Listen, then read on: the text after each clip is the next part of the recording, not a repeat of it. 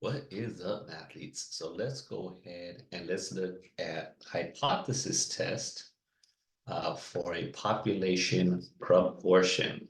All right, and actually, let me share my entire screen so that you can see the calculator I'm going to be using on site, the TI-84. All right, so let's read this and let's dive into how does this differ from a Z-test or a T-test? All right, so let's read it. Internet tax. So Gallup poll asked over 1,000 US adults whether they believe that people should pay sales tax on items purchased over the internet.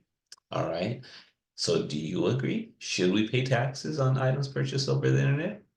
Comment down below. Uh, don't forget to like this video.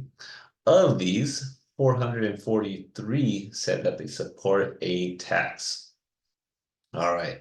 Does the survey provide convincing evidence that less than 45% of adults, the US adults, favor the internet tax? We're going to be using the 0.05 level of significance, and we're going to look at the p-value method. But again, you could use a critical value method as well. So it's up to you. But for this question, we're going to focus on this p-value method.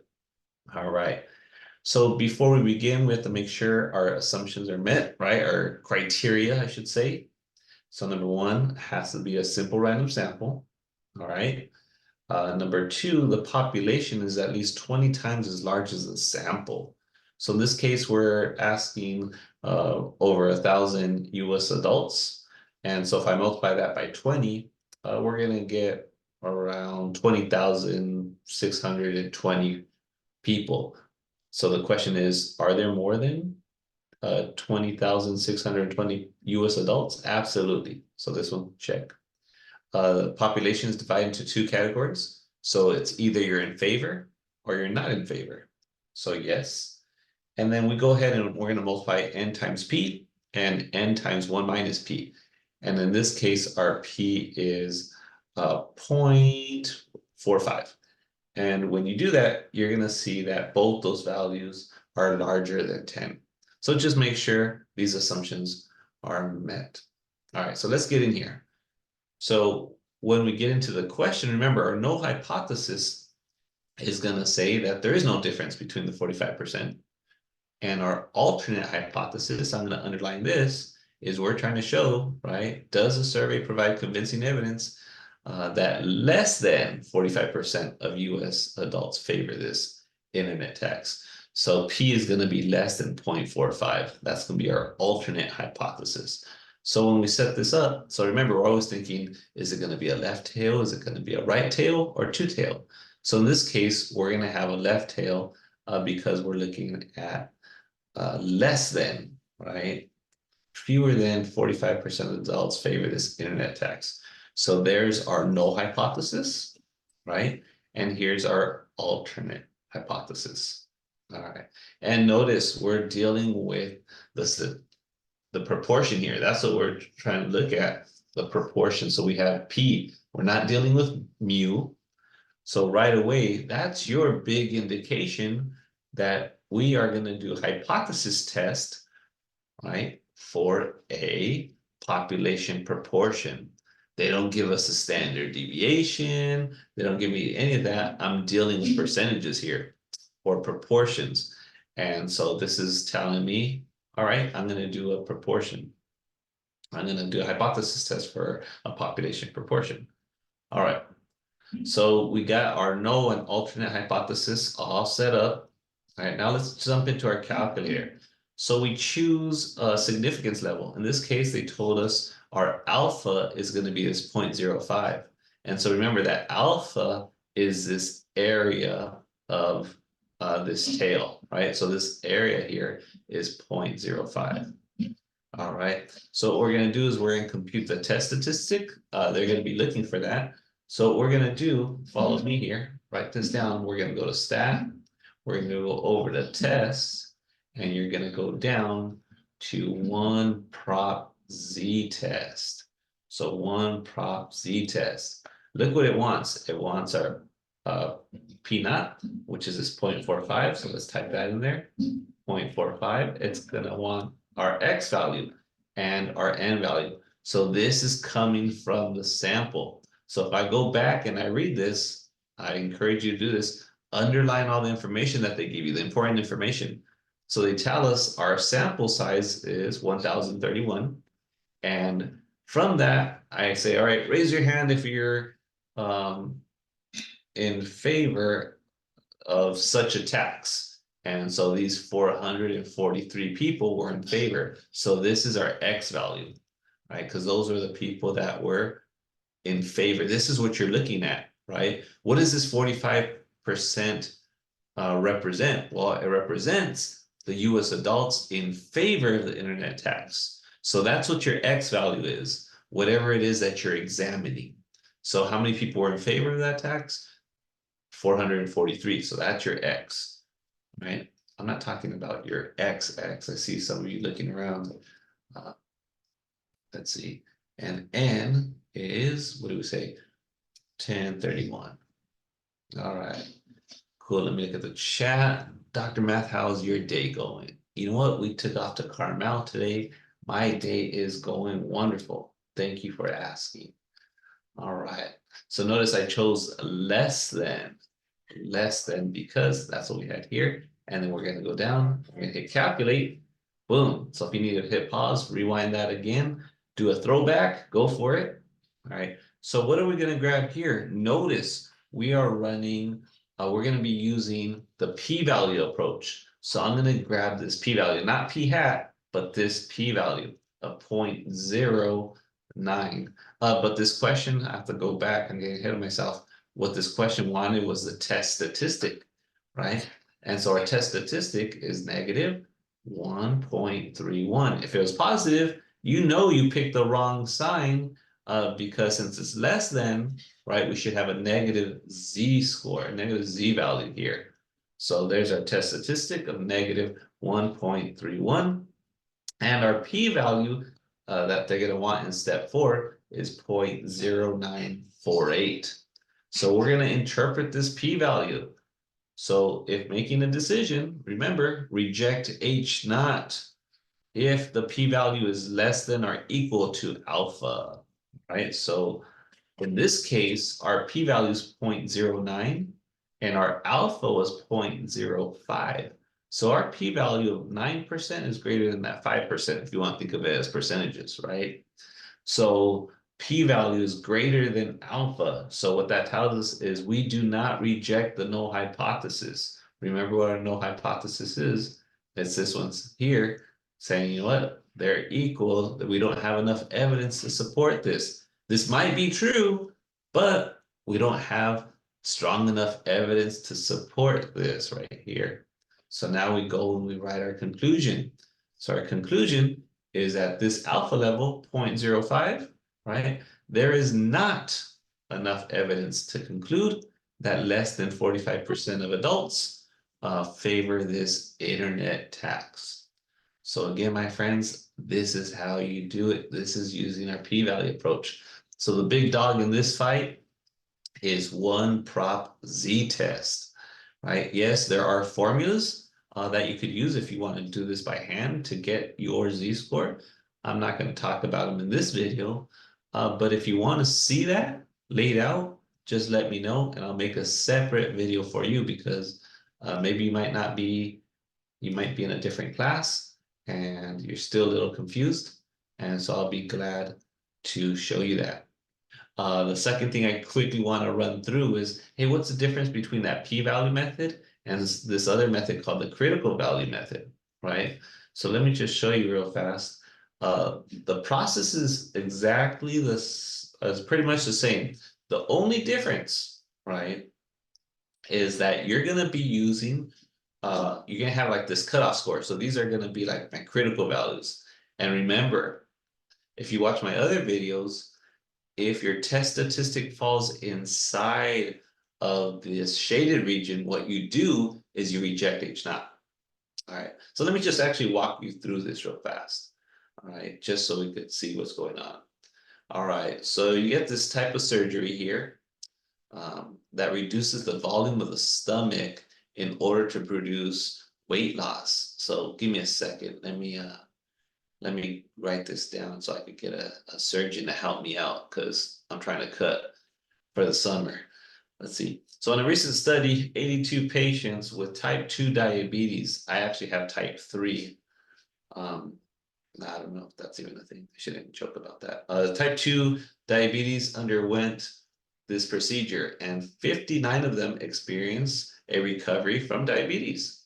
So does this study provide convincing evidence that the percentage of those with diabetes who undergo the surgery will recover? So what we're doing, our X value is going to represent those people that did recover. All right, so that's going to be our X value.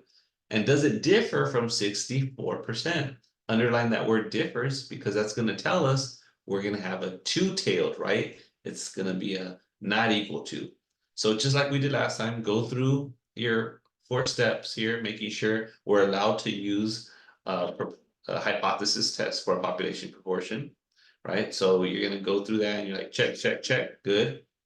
And what we're going to see is we're going to have this guy right here. We're going to have a two-tailed test. And notice, this is where people have been getting confused. Here you see alphas, and here you see alpha divided by 2. And here we're doing alpha divided by 2 because you have 2 tails. So whatever your alpha is, in this case, we are using a 0.10 level, alpha level of 0.10, right, our level of significance. So we're going to divide that by 2, so we get 0.05 here and 0.05 here. Why is that important? Well, follow me. Okay, so we state our null hypothesis. We say that P is equal to 0.64. Our alternate hypothesis, after reading that, remember it says differs. We underline that word differs. So P is not equal to 0.45. So check this out. Our book, there's this table that exists. So if you're not in my class, these are very common levels of significance, significant levels that we use, alpha levels there. But you know, if we have this cool calculator, we could always go to, oh, our little program froze. Give me a second. Let me boot it up. But we could always use inverse norm, which is a cool program. So let me just load this up for my East Coast audience. Let's see. Let me load this up. All right. So let me put that right back over there for you guys.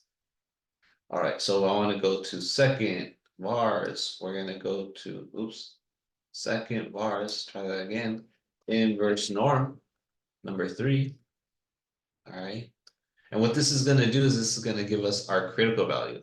So notice I said each tail is 0.05. So in inverse norm, what it's asking is for the area to the left. That's what it wants of your critical value.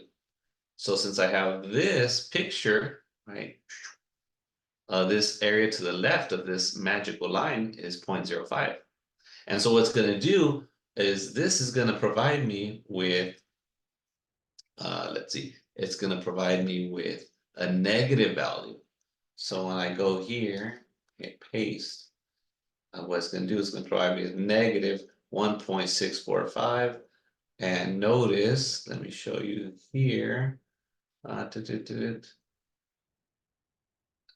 The critical values for point is z equals 0. And let me see, give me a second. That's a mistake. So that's a programming error. So I'm glad we're looking at that. So if we scroll down, they fix it. So negative 1.645, which is exactly what we got. Or you could use this table and notice our alpha level was 0.10 and we have a two-tailed test. So you could just grab that 1.645 here. The reason you see a plus or minus is because, right, if this is a negative 1.645, this over here is going to be a positive because it's symmetric and 0 is right smack in the center. So remember, this is a standard normal curve right here. All right.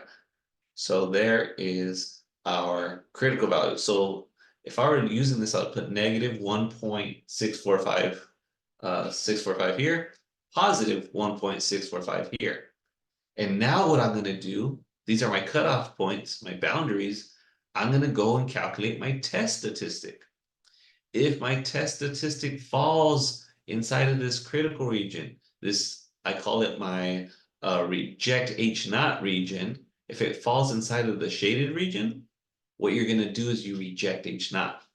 Okay, so we could use this formula, right? So this is our formula I was talking about earlier, and you plug everything in. So your p hat is just that 59. Those were the people that recovered out of the sample size, right? And you get 0.719512, right? And you plug in all your values here, just like we did here.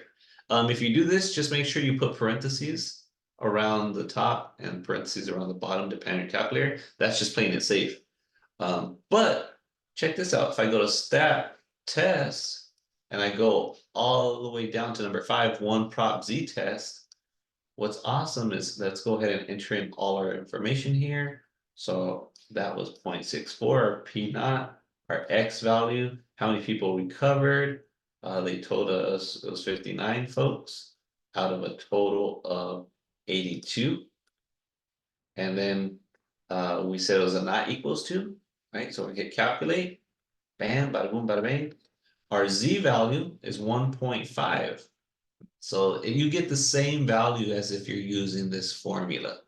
All right. So again, I always love making sure we understand the formula. I'll talk about this in my own class. But again, this is just a way in real life use technology, right? And so this is what the technology is doing, is it's crunching all these numbers for you. So what do I do with this test statistic? Well, let's see, where does 1.5 fall? So 1.5, if I were to annotate, let me annotate this real fast for you, would be like right here. Because remember, this was 1.6 if I round. This magical line, this cutoff, my critical value here, think of it like my cutoff value. It creates this boundary, and I get 1.5, which is right here. Notice that 1.5, you might have to zoom in if you're using your phone. This is the area that is not shaded. So what did I say? If it were to fall on this side of that line, then what I would say is, hey, reject H naught. But since it fell over here, what I say is do not reject H naught. So make sure you write that down. So what we're going to do is, right, we have our values. I should use this picture instead of doing my ugly drawing. Clear that. So we got negative 1.645, positive 1.645. So this is our critical region, our rejection region, as I like to say. 1.5 is right here. It falls outside of there. So we do not reject H naught. Okay. So we state there's not enough evidence to conclude that the percentage of people with diabetes who undergo the surgery recover from diabetes is different, right? Differs from 64%. And so again, when you're writing your conclusion, pretend you're giving this to someone and they don't know what you're talking about. So you're trying to add in all the important details. Do not just say reject H naught or don't reject H naught, right? That doesn't tell your audience anything, especially if they're just walking in and they just want a conclusion. So make sure you're very detailed in how you deliver all that. All right, mathletes, I hope this was helpful. Please do me a favor. A lot of mathletes need help out there. So subscribe, hit that like button so that this video gets out to more mathletes who might not have me as a teacher. All right, guys, I'll talk to you later. Peace out.